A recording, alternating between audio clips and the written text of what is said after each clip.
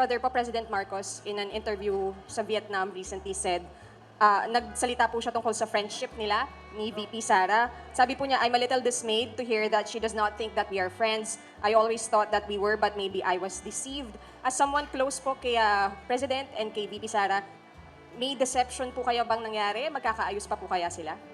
Nako, kayo talaga. Kapag may dalawa kayong kaibigan na hindi nagkakaunawaan, gagatungan mo pa ba? Palagay ko hindi, ano. Bilang tapat na kapatid at tapat din na kaibigan, wag na natin dagdagan, kaya-kaya naman nila sagutin yan. I read a short post from a columnist on Facebook na sabi niya that former President Duterte was overpowered by his advisors. Given this closeness that you have with your brother and with the Vice President herself, ma'am, do you With think regard to what? this is with relation po dun sa sinabi niyo na para bang I remember na Overpowered by what? overpowered by his What advisors. By his advisors and not by those people who he thinks na nagtitiwala at nagmamahal po sa kanya. Ma'am, do you feel po ma'am na si Presidente ay para bang na-overpower po ba siya ng kanyang Ang mga... kapatid ko, si Yes. Presidente Duterte. Si Presidente Marcos po. Si Bongbong. Ah, Laging do you- sinasabi na napakabait ng kapatid ko. Pero palibasa mabait, wag naman pinagsasamantalahan. Pero ma'am, do you still try to talk to him do you still try to talk to him about yung mga nangyayari and advise him for some reason? Siyempre, nag-e-effort naman tayo, pero siyempre, bisi-bisihan na ngayon at lagi kami nagkikita pag maraming tao. Kaya't kung minsan, nasasabihan ko, pero kung minsan, mahirap kasi ang dami nga nakapaligid. I've always said, even when I was a 15-year-old, a bratty Yes. 15-year-old, Sabi- that Malacanang is a true snake pit. Ay, sabi And niya yan. it no? is. Sabi niya may ghost pa. Ayun. Ay, Senator Amy, ito, si-share ko lang sa'yo, no? Mahal na mahal ka ng kapatid mo. I have it on good information from people na talaga nakakaalam na kaya bumalik ka na doon sa slate ng administration. Ay, nabanggit po natin yung mga tulong natin for farmers and especially cooperatives. And base po sa isang study recently, possible daw po tumaas yung rice importation natin next year. So are we expecting na yung tulong po natin sa cooperatives, yung buwan na sweldo for them, buwan-buwan, makatutulong po yun? Or are we, like, may ba po ba tayong sinusulong for that? Number 1 in the world importer ng rice Pilipinas.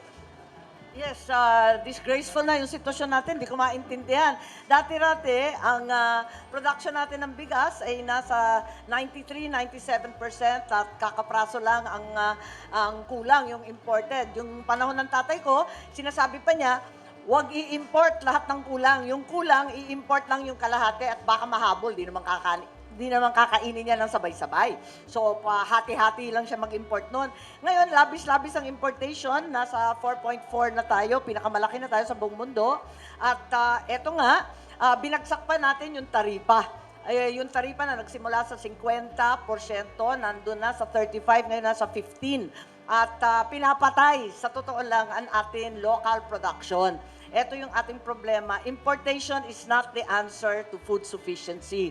Ang kinakailangan natin gawin ay palakasin, suportahan, tangkilikin ang sariling magsasaka natin dito sa Pilipinas. Laging nalulugi sila, hindi mabenta ang palay sa Nueva Ecija, sa Isabela, sa South Cotabato, nakatambak ang bigas dyan.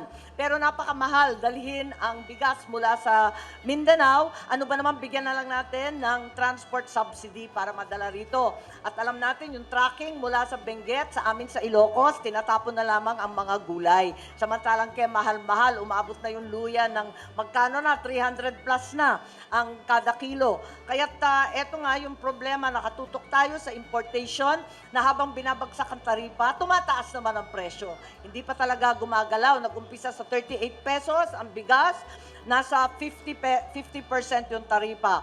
Binagsak sa 35, tumaas pa lalo sa 48. Ngayon, binagsak sa 15%, pero nakapako na yata sa 60-62 ang kada kilo ng bigas. So, importation is clearly not the answer. Sinasamantala lang tayo ng Vietnam, ng Indian, at ng iba't iba pa. Bakit natin pinapayaman ang magsasaka doon sa ibang bansa at di tinutulungan yung sariling atin?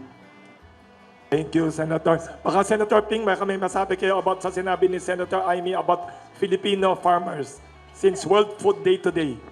Samantalahin ko na magyabang, ako yung nag-author ng Pre-Irrigation Act.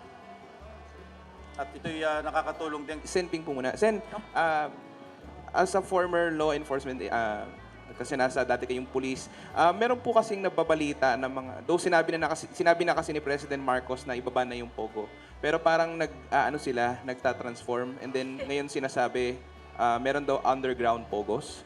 So ano po ngayon yung siguro yung mamungkahin nyo lang para talagang matigil na? Underground aka illegal, di ba?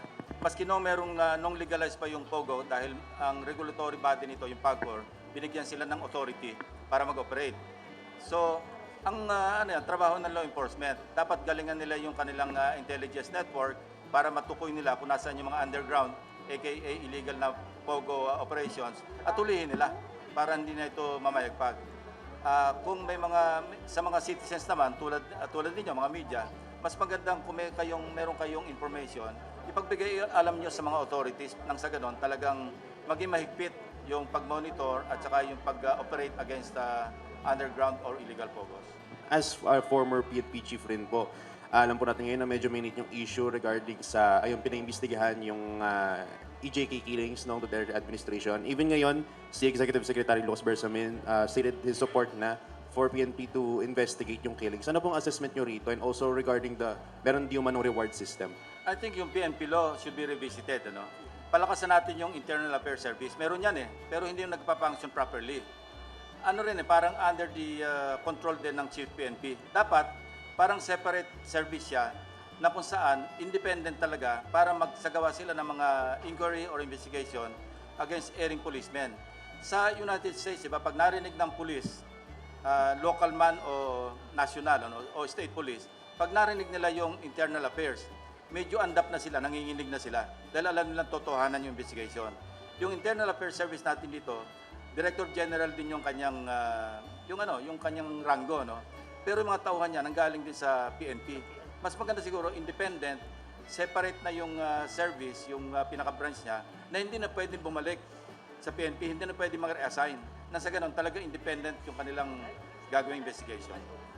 Pero anong opinion nyo po, Sen, dun sa may reward system nga raw po na Matagal na namin nababalitaan yan nung panahon ni Pangulong Duterte. Dangan nga lang, wala naman nagka-come forward para aminin o kaya magsiwalat kung ano pa yung mga detalye tungkol sa reward system.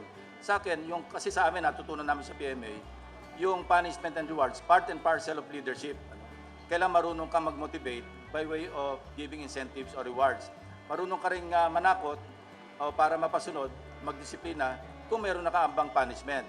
Pero pag reward, ginamit sa maling pamamaraan, tulad ng naging ito na yung primary reason kung bakit pumapatay ng drug pusher o kay street pusher yung mga pulis dahil nag-aabang ng reward, medyo masama. Mukhang kailangan baguhin yung sistema. Sa ngayon, wala naman talaga umiiral. Kundi, kung maganda accomplishment mo, i-promote ka. Pero wag na yung bibigyan ka ng pera, cash reward, pag may napatay ka. Kasi, anong nangyayari, nagko-compete sila sa padamihan ng pinapatay.